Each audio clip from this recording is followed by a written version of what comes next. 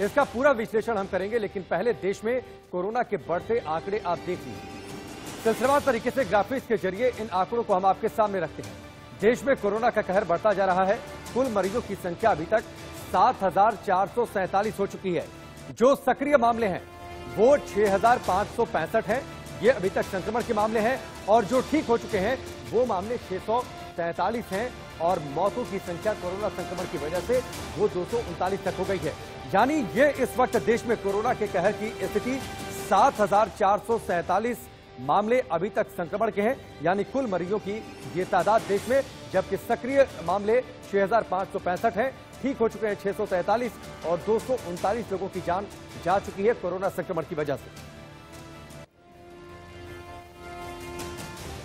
Covid 2019 ने पूरी दुनिया को अपनी चपेट में ले रखा है। आप खुद समझिए कि कैसे दुनिया के तमाम मुल्कों में सिर्फ कुछ ही दिनों में मौत का आंकड़ा 1 लाख तक जा पहुंचा। इसे भी ग्राफिक्स के जरिए हम आपके सामने रखते हैं। दुनिया भर में कोरोना का कोहराम किस तरीके से मचा है। 9 जनवरी को पहली मौत हुई थी, और उसके बाद इन मौतों का सिलसिला तादाद कितनी तेजी से बढ़ता चला गया वो आप ग्राफिक्स के जरिए समझिए। 19 तारीख को 19 मार्च को 10,000 मौतें हो गई। इसके बाद 28 मार्च को 30,000 मौतें हो गई, और उसके बाद 10 अप्रैल को 1 लाख तक ये मौतों का आंकड़ा टच कर गया था, यानी कल तक ही। और आज की स्थिति में 1 लाख से ज्यादा हो चुका है मौतों का आंकड़ा दुनिया भर में कोरोना संक्रमण की वजह से। लॉकडाउन का 18वां दिन है। इस दिन कोरोना को लेकर देश के प्रधानमंत्री की राज्यों के मुख्यमंत्रियों से वीडियो कॉन्फ्रेंसिंग के जरिए बातचीत की। कोरोना के तेजी से बढ़ते संक्रमण से सभी चिंतित थे।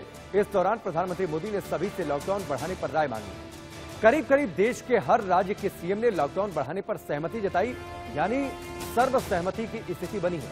प्रधानमंत्री ने इस दौरान एक मंत्र भी दिया, जान भी जहान भी।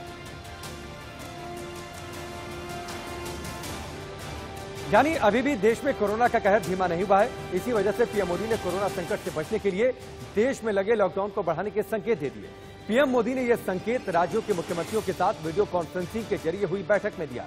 क्या कुछ इस बैठक में बातचीत हुई, ये हम आपके सामने रखते हैं। मुख्यमंत्रियों से बातचीत के बाद पीएम मोदी ने संकेत दिए कि देश में लॉकडाउन को 2 हफ्ते के लिए बढ़ाया जा सकता है। इस बैठक में दिल्ली, पंजाब, महाराष्ट्र समेत 10 राज्यों के मुख्यमंत्रियों ने लॉकडाउन बढ़ाने का सुझाव दिया, जिस पर केंद्र सरकार विचार कर रही है। बैठक में पीएम मोदी ने कहा कि उन्होंने लॉकडाउन की बातचीत करते हुए कहा था कि जान है तो जहान है। पीएम मोदी ने कहा कि हर नागरिक की जान बचाने के लिए लॉकडाउन और सोशल डिस्टेंसिंग का पालन बेहद जरूरी है। देश के अधिकतर लोगों ने इस बात को समझा है और घरों में रहकर अपने दायित्व को निभाया भी है।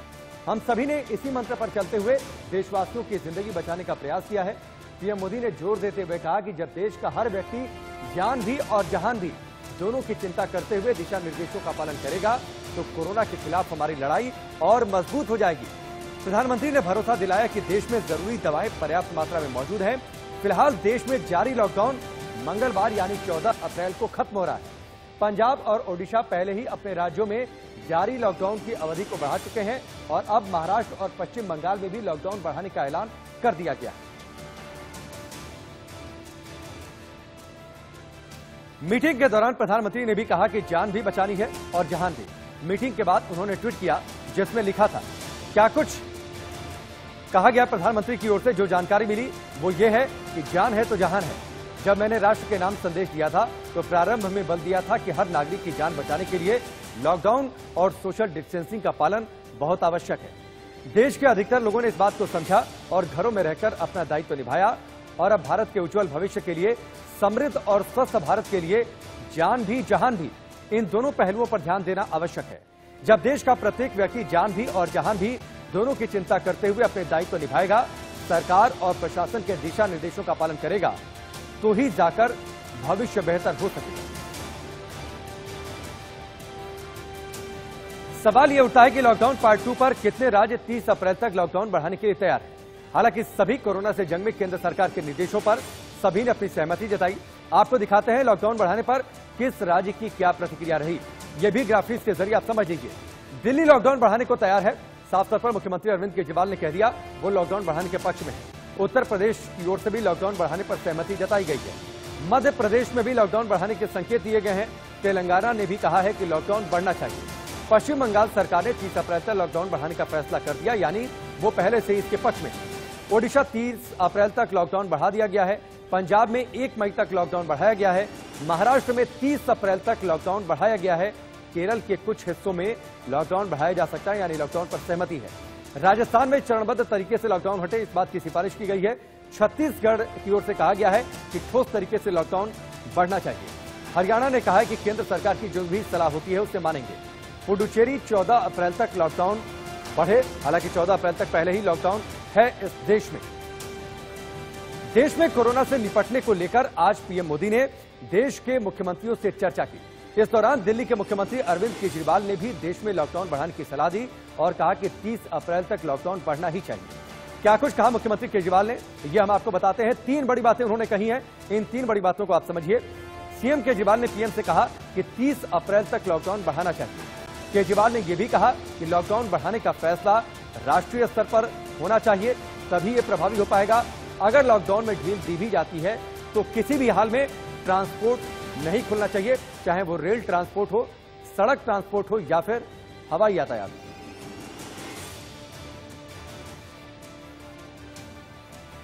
प्रधानमंत्री लगातार देश के लोगों में विश्वास जगा रहे हैं कि कोरोना से भारत जंग जीत जाएगा। बस खुद पर विश्वास रखना होगा और सरकार के निर्देशों का पालन करना होगा। ऐसा खुद प्रधानमंत्री मोदी भी करते हैं। उनकी कथनी और करनी में काफी समानता देखने को मिलती है। राज्यों के मुख्यमंत्रियों से वीडियो कॉन्फ्रेंसिंग के दौरान प्रधानमंत्री मोदी मास्क लगाए नजर आए, लेकिन वो मास्क मेडिकल स्टोर पर मिलने वाले मास्क की तरह नहीं, बल्कि गमछे से बनाया हुआ मास्क था। इस तरह के मास्क का इस्तेमाल का प्रयोग करने के लिए पीएम मोदी पहले भी कह चुके हैं। एक दिन पहले ही पीएम मोदी ने वाराणसी में बीजेपी जिला अध्यक्ष हंसराज विश्वकर्मा से बातचीत के दौरान इसी तरीके के मास्क के इस्तेमाल की सलाह दी थी। क्या स्थिति है जिले में? अभी इस समय तो अभी ठीक है, चल रहा है, बढ़िया है। हम लोग कोशिश कर रहे हैं, मास्क बनवा रहे हैं। देखिए, मास्क बनवाने के चक्कर के बजाय जी अपने यहाँ उत्तर प्रदेश में तो तौलिया लेके गले पे लगाते हैं ना। हाँ हाँ हाँ, उसी से मुंह बांधने की आदत डालो भाई। घर का जो तौलिया होता है ना, जी जी जी, उसी से मुंह बांधने की आदत डाल दो। ये कोई बड़ा फैशनेबल मास्क तो डॉक्टरों के लिए चाहिए। ठीक ठीक ठीक। हाँ, इसकी कोई जरूरत नहीं, बिना कारण खर्चा करते हैं, टाइम खराब करते हैं हम। ठीक ठीक। हम अपना जो कंधे पर जो स्कार्फ रखते हैं ना, जी, गमछा, वो गमछा ही बांध देना चाहिए। हाँ हाँ, बहुत सिंपल है, वही आदत डालो। ठीक ठीक। बीजेपी प्रवक्ता शाहनवाज हुसैन ने लॉकडाउन बढ़ाने के फैसले को पूरी तरह सही बताया। उन्होंने कहा, कोरोना को हराने के लिए लॉकडाउन का बढ़ना जरूरी है। देखिए, कोरोना वायरस का जिस तरह खतरा बढ़ा है, लॉकडाउन को पूरी तरह सख्ती से अमल करना चाहिए। और आप देख रहे हैं कि अगर हमने सख्ती न की होती तो आंकड़े इतने नियंत्रित न रहते। लेकिन अभी भी खतरे की घंटी टली नहीं है। देश के प्रधानमंत्री नरेंद्र मोदी जी ने सारे मुख्यमंत्री के साथ बैठक की है और उस बैठक में जो विचार लिए हैं वो सामूहिकता से विचार लिए गए हैं। प्रधानमंत्री जी ने कहा है कि वो 24/7 मुख्यमंत्री के लिए उपलब्ध हैं और जब भी जरूरत होगी तो वो उनसे बातचीत कर सकते हैं। तो जो मुख्यमंत्रियों की सलाह है और अन्य जो मेडिकल से जुड़े लोग हैं उनकी सलाह पर ही सरकार फैसला लेगी। प्रधानमंत्री जी अंतिम निर्णय लेंगे और अलग अलग तरह के विचार भी हैं। कई जगह क्या चीज़ खोली जाए, क्या न खोली जाए। तो लॉकडाउन के बारे में सारा विचार विमर्श के बाद प्रधानमंत्री जी निर्णय लेंगे और देश उनके साथ पूरी तरह खड़ा है। अगर लॉकडाउन बढ़ा तो किन लोगों को रियायत मिल सकती है, ये भी आपको दिखाते हैं। लॉकडाउन में किसे मिलेगी रियायत, यानी संभावनाएं कहां पर हैं और किस हिसाब से रणनीति बन रही है, इन ग्राफिक्स को देखकर आपको खुद समझ में आ जाएगा। खेती से जुड़े यानी किसानों को कटाई और रख रखाव के लिए छूट मिल सकती है। मछली पकड़ने के लिए यानी मछली पालन व्यवसाय को छूट मिल सकती है। एयरलाइंस परिचालन, मिडिल सीट खाली रखनी होगी, इस शर्त के साथ हवाई यातायात शुरू किया जा सकता है। फूड प्रोसेसिंग यानी पैकेजिंग और डिलीवरी का काम शुरू किया जा सकता है। डेयरी उद्योग यानी दूध के उत्पादों के प्रोडक्शन और सप्लाई को छूट मिल सकती है। चाय उद्योग और बागान में जो लोग काम कर रहे हैं, शर्तों के साथ नियमों का पालन करने पर वहां भी छूट दी जा सकती है। कोल्ड स्टोर यानी प्लांट में रख रखाव और सप्लाई को छूट मिल सकती है, ताकि जो सप्लाई की चेन है वो बरकरार रह सके। मीडिया से जुड़े लोगों को दफ्तर जाने और कवरेज के लिए छूट मिल सकती है, हालांकि ये छूट फिलहाल भी मिल रही है। बैंकिंग सेक्टर और डाक सेवा से जुड़े लोगों को, हॉस्पिटल, मेडिकल स्टोर और फार्मा कंपनी से जुड़े लोगों को, पेट्रोल पंप और एलपीजी गैस से जुड़े लोगों को, जो लोग वहां पर काम कर रहे हैं उनको छूट, यानी ये सब कुछ खुला रह सकता है। पुलिस और सुरक्षा बल, बिजली, संचार और शहरी निकाय, राशन की दुकान, ये सब कुछ छूट के दायरे में आ सकते हैं, लेकिन शर्तों के साथ। कोरोना से निपटने के लिए पीएम मोदी ने आज मुख्यमंत्रियों के साथ बैठक में जान भी जहान भी का संदेश दिया।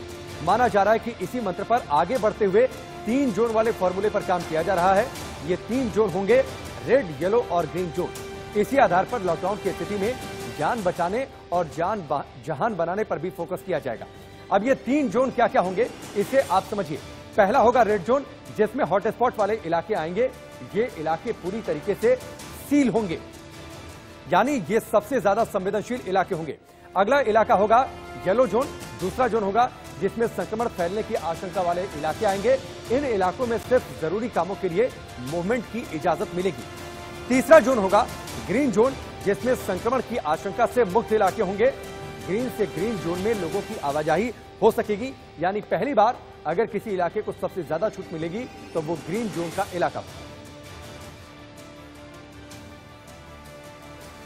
केंद्र सरकार ने दावा किया है कि देश में अगर लॉकडाउन लागू नहीं होता है तो आज देश में कोरोना वायरस से संक्रमित लोगों की संख्या 2 लाख से ज्यादा होगी। केंद्रीय स्वास्थ्य मंत्रालय के मुताबिक देश में कोरोना वायरस संक्रमण के अभी 6,634 एक्टिव केस हैं, जबकि अब तक 652 लोग ठीक हो चुके हैं। वहीं कोरोना वायरस से देश में अब तक 242 लोगों की जान जा चुकी है। इस बीच स्वास्थ्य मंत्रालय ने बताया कि अगर भारत ने समय रहते लॉकडाउन और कंटेनमेंट जोन तय करने जैसे कदम नहीं उठाए होते तो स्थिति बेहद बुरी हो सकती थी। स्वास्थ्य मंत्रालय ने यह भी कहा कि अगर एहतियाती कदम नहीं उठाए गए होते तो देश में अभी 2 लाख से ज्यादा केस हो सकते थे। यही नहीं, देश में अब कोरोना वायरस संक्रमण की जांच की रफ्तार भी बढ़ी है, इसीलिए आंकड़े भी बढ़ रहे हैं। Indian council of medical research के मुताबिक देश में अब तक 1,71,718 सैंपल की जांच की जा चुकी है। जांच के काम में 146 सरकारी और 67 प्राइवेट लैब लगे हुए हैं। देश में सिर्फ कोरोना वायरस से जुड़े मामलों के इलाज के लिए 586 अस्पताल भी हैं, जबकि देश में 1 लाख से ज्यादा आइसोलेशन बेड तैयार हैं ताकि किसी भी स्थिति से निपटा जा सके। तो ये तैयारी है भारत की, जिसको लेकर आज स्वास्थ्य मंत्रालय ने रेगुलर हो रही प्रेस कॉन्फ्रेंस में इसकी विस्तार से जानकारी दी। भारत में कोरोना के फैलने की रफ्तार उतनी तेज नहीं है जितनी यूरोप और अमेरिका में है। ऐसा क्यों हुआ? WHO के मुताबिक कोरोना वायरस के 3 प्रकार हैं। आपको समझाते हैं कोरोना का कौन सा टाइप भारत में है और इसी से इस सवाल का जवाब भी मिलेगा। तो ये 3 प्रकार हैं, टाइप ए, टाइप बी और टाइप सी। टाइप ए की बातचीत है, ये सबसे ज्यादा चीन से आगे ये बढ़ा। टाइप बी, जिसका संक्रमण माना यह जा रहा है कि वुहान में मिले वायरस का ही एक प्रकार है और ये फिलहाल भारत में इसका इन्फेक्शन ज्यादा है। टाइप बी से विकसित हुआ है टाइप सी, और जो भारत में इस वक्त टाइप है यानी टाइप बी है, माना यह जा रहा है कि वो सिंगल म्यूटेशन में है और इसीलिए भारत में फिलहाल इसका बहुत ज्यादा कहर है। कोरोना की तबाही के 3 प्रकार हैं, टाइप ए, बी और सी, जिसके बारे में हम आपको जानकारी दे रहे हैं। टाइप ए, अमेरिका में कोरोना के इसी टाइप के संक्रमण के चलते ज्यादा तबाही मची है, ये सबसे ज्यादा विनाश फैलाने वाला भी है। टाइप बी जो है वो टाइप ए से विकसित होकर 2 बार म्यूटेट हो चुका है, लेकिन टाइप सी में सिर्फ 1 बार म्यूटेशन हुआ है।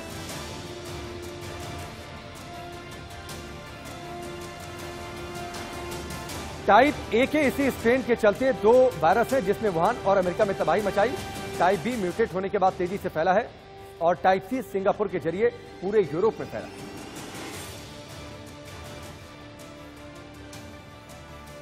दिल्ली में लॉकडाउन बढ़ाने की तैयारी हो रही है, जबकि अभी भी कुछ लोग लॉकडाउन के निर्देशों का पालन नहीं कर रहे हैं। दिल्ली पुलिस लगातार ऐसे लोगों की धरपकड़ कर रही है। ड्रोन के जरिए जामा मस्जिद इलाके में ऐसे लोगों पर नजर रखी जा रही है जो लॉकडाउन में घर से बाहर निकल रहे हैं। ये तस्वीरें हमने आपके सामने रखी हैं। इन तस्वीरों को देखिए किस तरीके से इस पूरे इलाके में ड्रोन से निगरानी रखी गई है, ताकि अगर लोग गलियों में, सड़कों पर बाहर निकलकर झुंड में दिखें तो उन्हें चेतावनी दी जा सके, उनके खिलाफ कड़ी कार्रवाई की जा सके। सिर्फ जामा मस्जिद के आसपास के इलाके नहीं, बल्कि हर उन इलाकों पर जहां पुलिस को ये शक है कि वहां पर लोग लॉकडाउन के नियमों का पालन नहीं कर रहे, वहां पर पुलिस के जवान नहीं पहुंच पा रहे या फिर वहां पर तादाद कम है, तो ऐसे इलाकों में ड्रोन उड़ाया जा रहा है। ड्रोन उड़ाने के बाद वहां पर नजर रखी जा रही है। खासतौर पर हॉटस्पॉट वाले इलाकों में ड्रोन का इस्तेमाल खासतौर से हो रहा है। दिल्ली में तबलीगी जमात के निजामुद्दीन मरकज के बाद एक और बड़ा कोरोना हॉटस्पॉट सामने आया। यह हॉटस्पॉट दिल्ली का चांदनी महल इलाका है। दिल्ली में पिछले 3 दिनों में कोरोना वायरस संक्रमित मरीजों की संख्या में तेजी से इजाफा होने के पीछे चांदनी महल का इलाका ही है।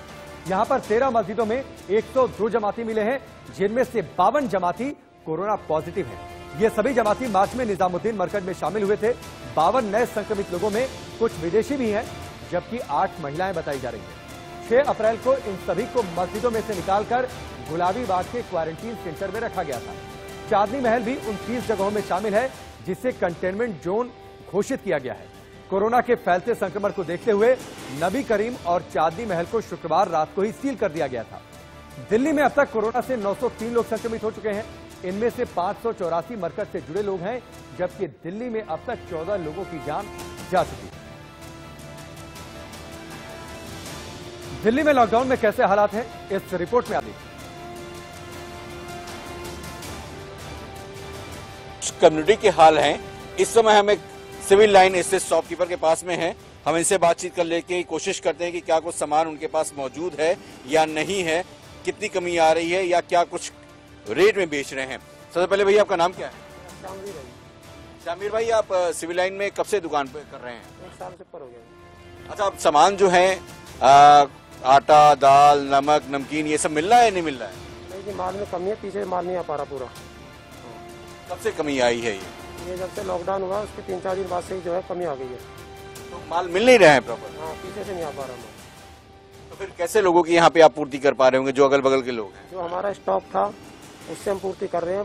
माल अभी थोड़ा आ रहा है, लेकिन कम आ रहा है, बहुत कम आ रहा है। अभी देखें, अगर दुकान की हालत आप दिखाएंगे, हम आपको देखे कि पहले जो दुकान यहाँ पे भरा रहता था मालों से, अब वो दुकान कहीं न कहीं कम होता नजर आ रहा है। तो भाई ये क्या मतलब पीछे से सप्लाई है या स्टॉक इस सामान नहीं दे पा रहा है या दाम बढ़ा रहा है? नहीं, हाँ, डिस्ट्रीब्यूटर जो है माल नहीं दे पा रहे। वही कहते हैं जी माल नहीं आ रहा है। हम बार बार उनको फ़ोन कर रहे हैं, उनसे रिक्वेस्ट कर रहे हैं भैया माल भेज दो, लेकिन वो माल नहीं भेज पा रहे। इस कोरोना में आप देख सके होंगे कि यहाँ पर ये भी परेशान है, कह रहे हैं कि खर्चे में क्या करें। कुछ लोग हैं जो सामान लेने आए हैं। सर जी भाई, आप सामान लेने आए हुए? जी हाँ। सामान मिल रहे हैं या समस्या आ रही है? तो ज़रूरत की चीज़ है वो तो मिल ही रही है। लग्जरी आइटम की ज़रूरत भी नहीं है इस मॉल में और ना मिल रही है। भाई पेट भरने के लिए, जीने के लिए जो चीज़ चाहिए, आटा, दाल, चावल, वो मिल रहा है। क्यों हम कॉर्नफ्लेक्स के पीछे और चिप्स के पीछे लगे लोग? वो चीज़ें जो लग्जरी हैं वो नहीं मिल रही। यहाँ पर है जो लोग आ रहे हैं वो साफ तौर पर कह रहे हैं कि जो ज़रूरत की चीज़ें हैं, यानी जो बेसिक कम्युनिटीज़ हैं, वो चावल, दाल, आटा, नमक, कम से कम वो चीज़ें मिल रही हैं। वो भी जब तक स्टॉक के पास, इन लोगों के पास स्टॉक में मौजूद है वो सामान है। जब स्टॉक खत्म हो जाएगा तो ये भी अपने हाथ खड़े करते नजर आएंगे। दिल्ली का बंगाली मार्केट कोरोना वायरस की वजह से पूरी तरह से सील कर दिया गया है। वहां से हमारे सहयोगी राकेश कुमार सिंह की इस विशेष रिपोर्ट को आपको।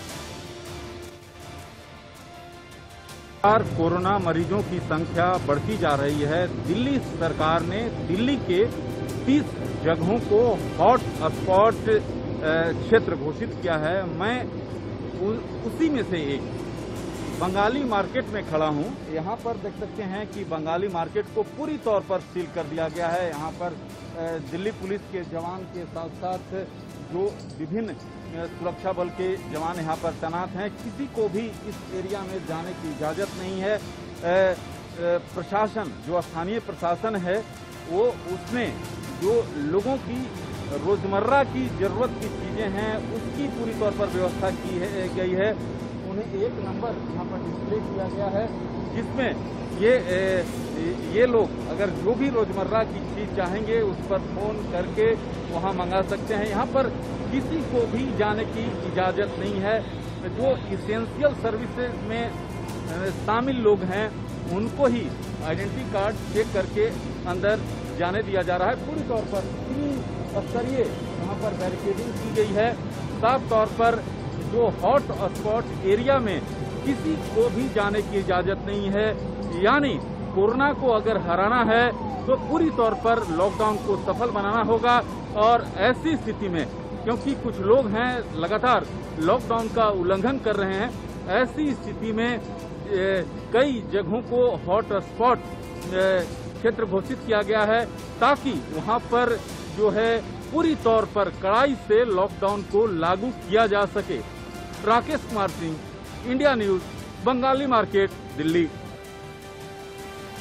और चलिए बात महाराष्ट्र की करते हैं। महाराष्ट्र में कोरोना ने जमकर कोहरा मचाया है। अगर आंकड़ों की बातचीत करें तो नए मरीजों की संख्या और कुल मरीजों की संख्या वो हम आपके सामने रखते हैं। महाराष्ट्र में कोरोना का कोहराम आपकी टेलीविजन स्क्रीन पर है। नए मरीजों की तादाद यानी अब जो सबसे नए आंकड़े आए हैं वो 210 मरीज हैं। मौतों की तादाद वो 13 हो चुकी है और कुल मरीजों की तादाद 1574 हो गई है। यानी महाराष्ट्र में, और इन 13 मौतों में, जो महाराष्ट्र में 13 मौतें हुई हैं वो 13 मौतें सिर्फ 13 में से 10 मौतें सिर्फ मुंबई में हुई। देश में छाए कोरोना वायरस का सबसे ज्यादा कहर महाराष्ट्र में देखने को मिल रहा है, लेकिन अब हजारों झुग्गी झोपड़ियों और लाखों की आबादी वाले मुंबई के धारावी इलाके में कोरोना वायरस का संक्रमण बढ़ने से खतरा और बढ़ने लगा है। शनिवार को 80 साल के बुजुर्ग की मौत के साथ ही धारावी में कोरोना वायरस से मरने वालों की संख्या अब 4 हो गई है। 6 नए केस मिलने से धारावी में अब तक कोरोना के 28 मामले सामने आ चुके हैं। धारावी में कोरोना वायरस से पहली मौत 56 साल के व्यक्ति की हुई थी, जो कि तबलीगी जमात के कार्यक्रम से लौटे लोगों के संपर्क में आया था। धारावी में कोरोना वायरस के बढ़ते मामलों को देखते हुए बीएमसी ने इलाके की सभी दुकानों को बंद करवा दिया है। धारावी में कोरोना के संक्रमण को रोकने के लिए पूरे इलाके को सैनिटाइज किया जा रहा है। धारावी में रहने वाले लोगों की स्क्रीनिंग के लिए 150 डॉक्टरों की टीम लगाई गई है। सिर्फ 2 वर्ग किलोमीटर में फैले धारावी में 10 लाख से ज्यादा लोग रहते हैं। सबसे घनी आबादी होने की वजह से धारावी को भारत ही नहीं बल्कि एशिया की सबसे बड़ी झुग्गी बस्ती कहा जाता है और इसीलिए यहां पर डर, यहां पर खतरा ज्यादा है। धारावी में क्या कुछ हालात है, इस रिपोर्ट के जरिए देखिए। इसको लेकर आंकड़े बढ़ते ही जा रहे हैं। जी हाँ, मैं आपको बता दूं कि अब के फिलहाल की स्थिति ऐसी है जहां पे कोरोना वायरस का नंबर 1600 से ज्यादा हो गया है। पूरे महाराष्ट्र में 1600 से ज्यादा कोरोना वायरस के मरीज हैं और वहीं अगर हम बात करें इसके पूरे ब्रेकिंग की तो इसमें से मुंबई ब्रेकअप की तो मुंबई में 72, औरंगाबाद में 2, मालेगांव में 5, पनवेल में 2, केडीएमसी में 1, ठाणे कॉर्पोरेशन में 4 और इसी तरह से पालघर, नासिक और पीएमसी और वसई विरार एरिया में 1-1।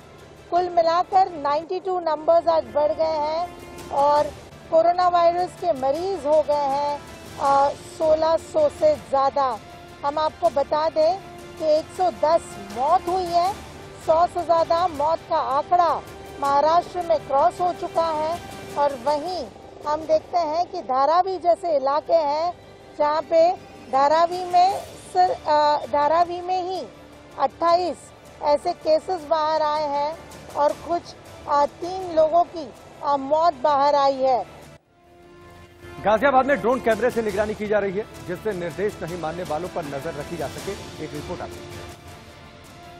गाजियाबाद में मोहन नगर इलाके की तस्वीरें हैं और ड्रोन आप देख रहे हैं इस समय किस तरह से ड्रोन से निगरानी की जा रही है। सामने मैं आपको दिखाऊं वो सोसाइटी है सेवियर सोसाइटी, जो हॉट स्पॉट्स में से एक है। गाजियाबाद में 13 हॉट स्पॉट्स चिन्हित किए गए हैं जहां पर तमाम तरह की व्यवस्था की जा रही है और आसमान से लेकर जमीन तक नजर है। ये इस ड्रोन की नजर को दिखाते हुए हम आपको बता रहे हैं। देखिए आसमान में ड्रोन है और गाजियाबाद में तमाम हॉट स्पॉट्स पर इसी तरह से ड्रोन लगाया गया है। ड्रोन कैमरे की तस्वीरें भी हमने आपको दिखाई थी और इधर देखिए तमाम जो अधिकारी हैं वो मौजूद हैं।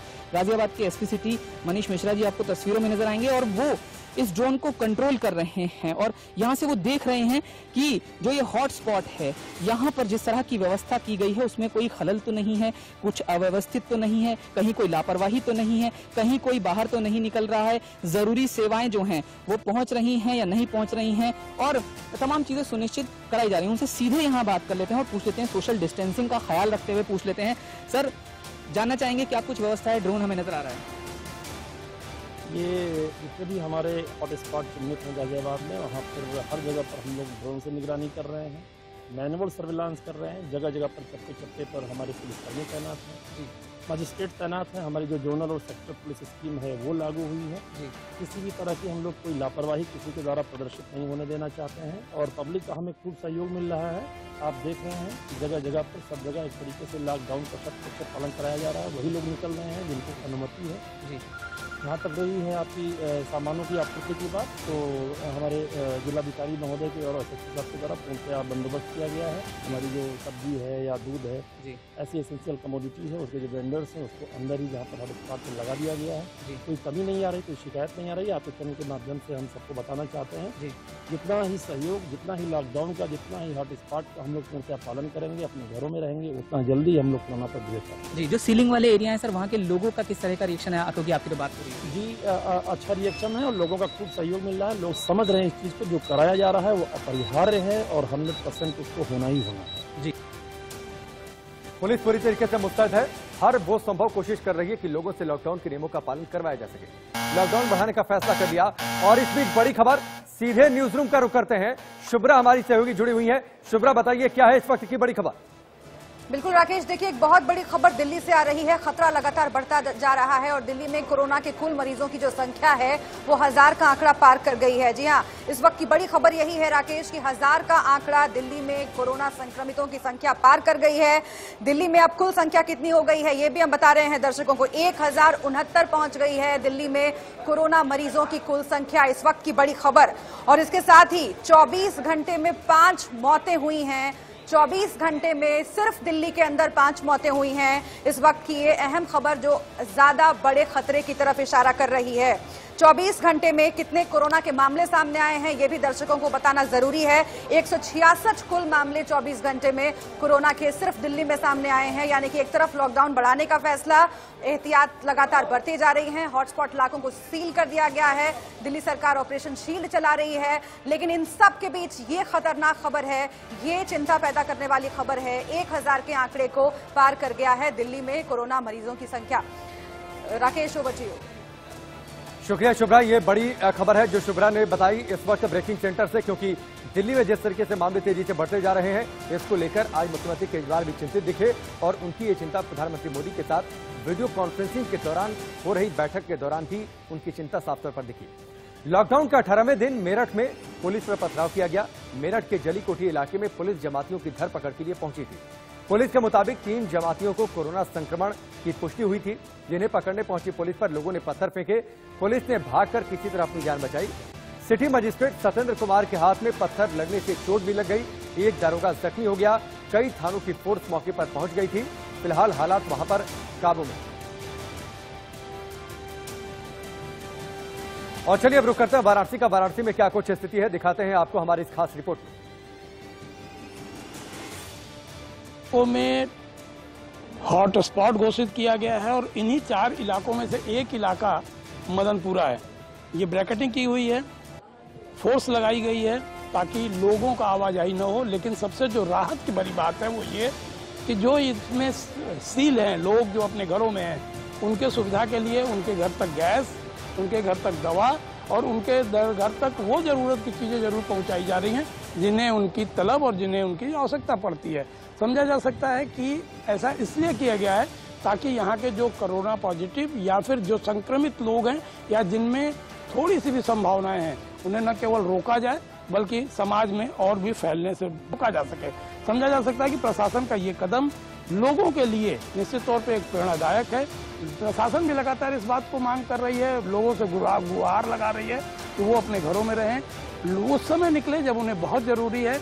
और शायद अब धीरे धीरे जनता इस बात को स्वीकार भी करने लगी है। लेकिन कुल मिला के यदि हम बात करें तो लॉकडाउन और हॉटस्पॉट की जो सील एरिया हैं, जो खास करके बनारस की बात करें, 4 एरिया, इन 4 एरियाओं में निश्चित तौर पे एक राहत भरी खबर ये है कि लोग यहाँ पे सहयोग कर रहे हैं और प्रशासन भी इनका पूरा तरीका से ध्यान रख रहा है। कैमरा पर्सन अभिषेक के साथ संतोष ओझा, इंडिया न्यूज, वाराणसी। अब आपको श्रीनगर लेकर चलते हैं। लॉकडाउन का 18वें दिन, वहां पर स्थिति क्या है, हमारे सहयोगी आरिश बिलाल की इस रिपोर्ट को आप। जम्मू कश्मीर में अभी तक कोविड-19 के 200 से ज्यादा मामले सामने आए हैं और सिर्फ पिछले 2 दिनों में तकरीबन 50 नए केसेस को पॉजिटिव पाया गया। और इसके बाद ही प्रशासन ने फैसला लिया है कि लॉकडाउन को ज़्यादा सख्ती से इम्प्लीमेंट किया जाएगा। आप देख सकते हैं कि श्रीनगर की सड़कों पे तकरीबन सन्नाटा छाया हुआ है। सिर्फ वो लोग सड़कों पे आ रहे हैं जो कि या तो एसेंशियल सर्विसेज से जुड़े हुए हों या कोई एसेंशियल चीज़ खाने पीने की चीज़ या कोई मेडिकल सप्लाई लेने के लिए बाहर हो। न सिर्फ पुलिस बल्कि सीआरपीएफ की टुकड़ियां भी सड़कों पे है जो कि लॉकडाउन को बहुत सख्ती से इम्प्लीमेंट कराने में जुटी हुई है। श्रीनगर में अभी तक तकरीबन 50 से ज़्यादा मामले सामने आए हैं और श्रीनगर शहर में कई hot spots, hot zones, red zones या कंटेनमेंट एरियाज को आइडेंटिफाई किया गया है जिनको बिल्कुल सील कर दिया गया है और वहाँ पे किसी भी आवाजाही की इजाज़त नहीं है।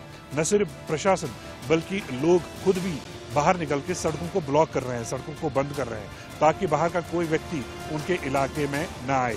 ऐसी खबरें कई इलाकों से आ रही है कि लोग खुद बाहर निकल के सड़कों की बैरिकेडिंग कर रहे हैं। तो कहीं ना कहीं कोशिश लोगों की तरफ से और प्रशासन की तरफ से भी लगातार जारी है कि कम से कम जम्मू कश्मीर में कोविड-19 को ज़्यादा फैलने ना दिया जाए। वीडियो जर्नलिस्ट जाहिद रफाई के साथ आरिश बिलाल, इंडिया न्यूज़, श्रीनगर।